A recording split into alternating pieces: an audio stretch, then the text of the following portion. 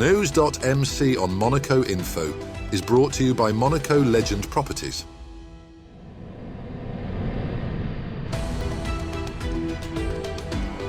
Bringing you news on Monaco's economy, culture, sports and more. Welcome to NEWS.MC, your English rendezvous on Monaco Info. Coming up on NEWS.MC, discover past week's top stories and meet the people who make Monaco. Hello everyone, my name is Gabriella. I'm the founder of Body Tailor Monaco and you are watching NEWS.MC on Monaco Info. What's been making headline in the past week? His Serene Highness Prince Albert II continued his journey through France in Montrésor on May the 7th, one of the newest members of Monaco's Grimaldi Historic Sites Network. The visit highlighted the legacy of Imbert de Bathernay, influential advisor to 4 kings of France and ancestor linked to the Grimaldi family. During the visit, the sovereign unveiled a commemorative plaque marking Montrésor's inclusion in the network before visiting the collegiate church housing Bathernay's tomb. He also toured the Château de Montrésor. Prince Albert II praised efforts to revive the memory of Imbert de Bathernay, describing the rediscovery of these historical links as important for preserving shared heritage. Local officials also highlighted the enduring cultural ties uniting Monaco, the Loire Valley, and the village's unique Franco-Polish history. The Junior Chamber of Commerce of Monaco devoted its latest breakfast conference on May the 7th to recent developments in Monaco's labour law, focusing particularly on negotiated contract terminations.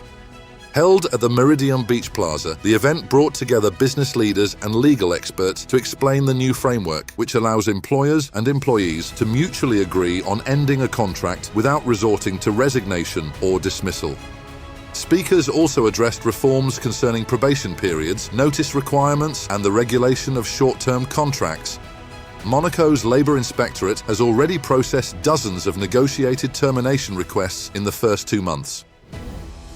On May the 8th, His Serene Highness Prince Albert II continued his visit through central France with stops in Bridoré and Saumur, retracing the footsteps of his ancestors while reinforcing historic ties between Monaco and France. In Bridoré, the sovereign was welcomed by residents and schoolchildren before visiting the medieval Château de Bridoré linked to Imbert de Bathernay, an ancestor connected to the Grimaldi family. Prince Albert II unveiled a commemorative plaque marking the village's place within the Grimaldi Historic Sites Network and toured the chateau, whose architecture reflects centuries of history. A remembrance ceremony marking the anniversary of May the 8th, 1945 took place at the Maison de France in Monaco. Organised by French Ambassador Jean de Haussonville and Corinne Giordano-Picciota, the event brought together numerous officials and representatives of the French community. The ceremony honoured the Allied victory over Nazi Germany, which marked the end of the Second World War in Europe and remains a key moment of remembrance and reflection. The 57th International Bouquet Competition took place at the Yacht Club de Monaco on May the 10th, bringing together 82 participants who showcased their creativity through elaborate floral compositions. Organised by the Garden Club of Monaco, the event concluded with an awards ceremony attended by His Serene Highness Prince Albert II and Caroline, Princess of Hanover, President of the jury.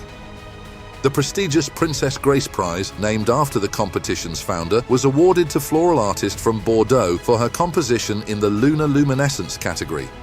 Inspired by contrast between moonlight and darkness, her arrangement combined white and black calla lilies in a striking artistic interpretation.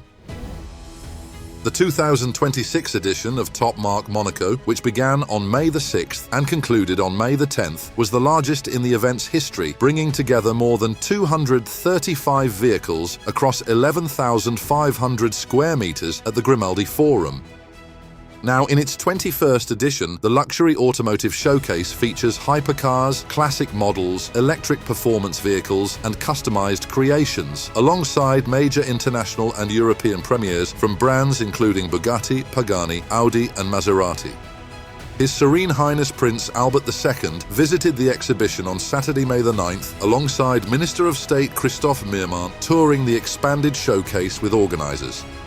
The event also highlighted motorcycles, luxury tuning projects, and rare historic cars, including vehicles from the Prince's personal collection.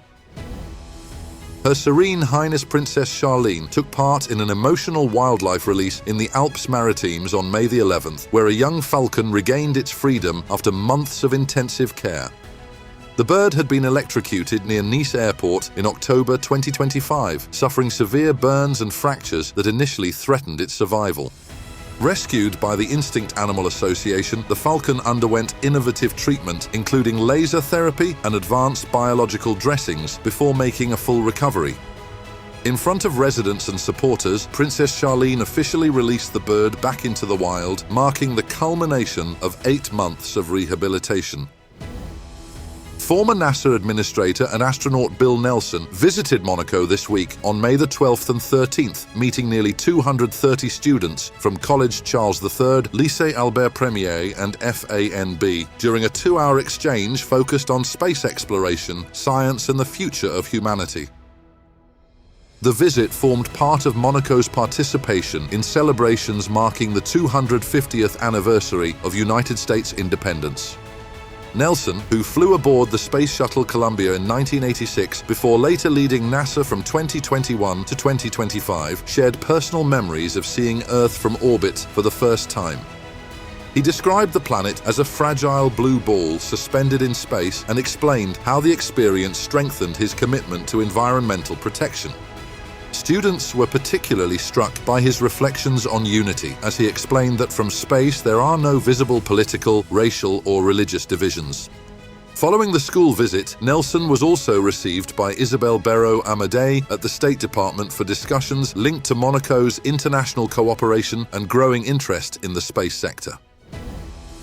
The Literary Council of the Prince Pierre Foundation met on May the 13th at the Ritz in Paris to select the finalists for its 2026 Literary Prize and Discovery Grant. Chaired by Princess Caroline of Hanover, the Council brings together members of the Académie Française, the Goncourt Academy and leading Francophone authors. The Literary Prize recognizes an author's body of work, while the Discovery Grant honors a Francophone writer for a debut novel. Members described the selection process as particularly difficult given the quality of submissions received this year.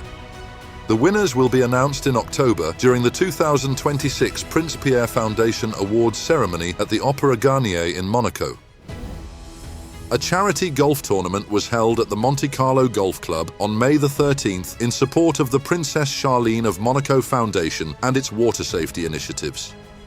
His Serene Highness Albert II and Princess Charlene attended the awards ceremony and congratulated participants on their support for the Foundation's programs promoting drowning prevention and swimming education.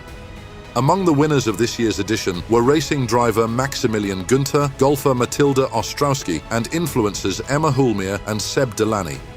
Funds raised during the tournament will help finance future water safety projects led by the Foundation.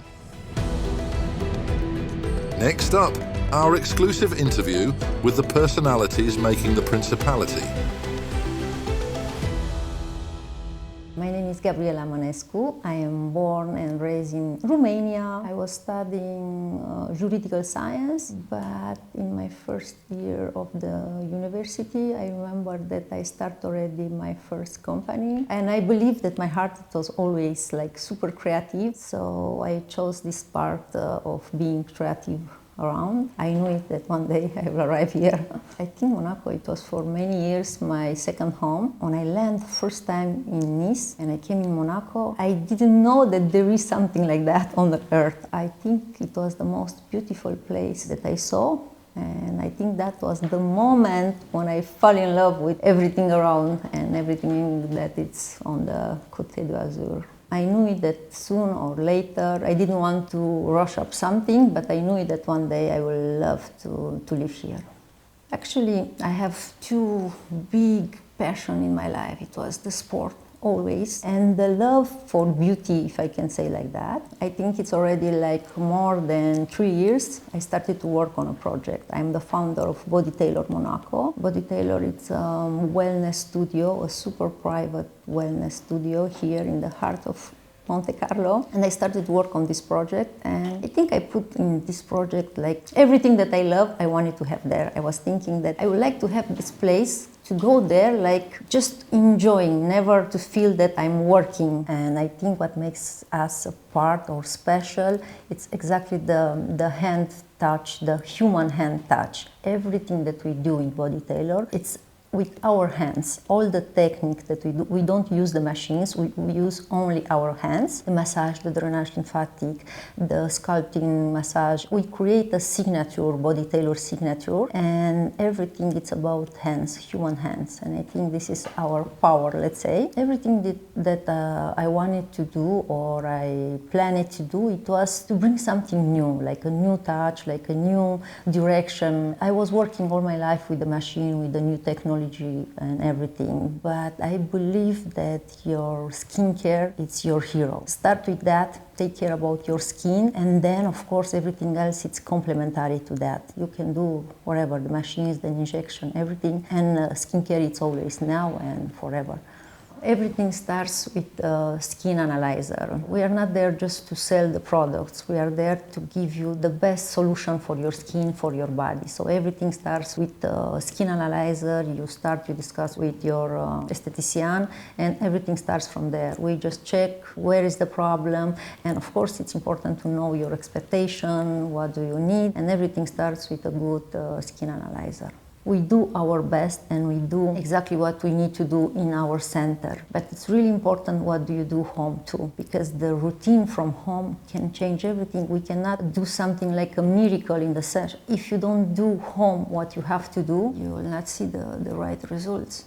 L'Agri, it's a high intensity workout. It's a full body workout with a low impact on your joint. So sometimes I have the clients, when they start, they say like, no way, this is not for me. I cannot do it. It's too difficult. And then after, let's say 3, maximum 4 sessions, you can see a huge difference. The smile on their face at the end of the session makes everything for us. I think it's the most important thing. It's when you see your client that goes out from Body Tailor and he's happy and he can see real results. So it's true, it's a super competitive niche. For me, it was really simple. I knew it exactly.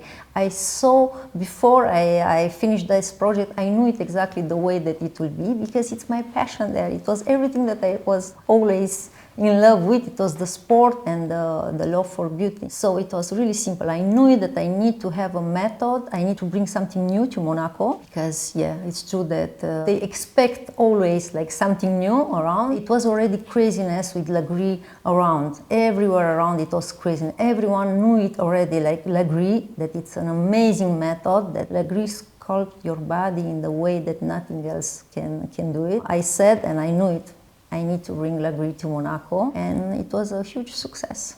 I really believe that I find the right place. I don't see myself living in another place. I believe that we have everything that we need to have here. First of all, it's a super safe place. You feel that you are safe here. Monaco take care about their people. So one time that you are here, I don't know, there is something that doesn't let you to go. Every time that I'm back, no matter where I travel, when I'm back here, I don't know, even if it's not my home, it's the feeling that I'm home, that I'm safe, and there is something like a happiness that I cannot explain. It's no reason, but I'm happy, I'm in peace with everything. I really like this place, and I don't see myself living in another place. That's all for today. Thank you for watching NEWS.MC, your English rendezvous on Monaco Info. Discover the full interview and more stories on our websites, NEWS.MC and MonacoInfo.com. Next week, we will receive Stephen Saltzman, President of Monaco AVC. This show is intended to provide a summary of the past week's top stories for the English-speaking audience. For daily and real-time news updates in English, please visit NEWS.MC and subscribe to our free daily newsletter. For French news, visit MonacoInfo.com. This show was brought to you by Monaco Legend Properties.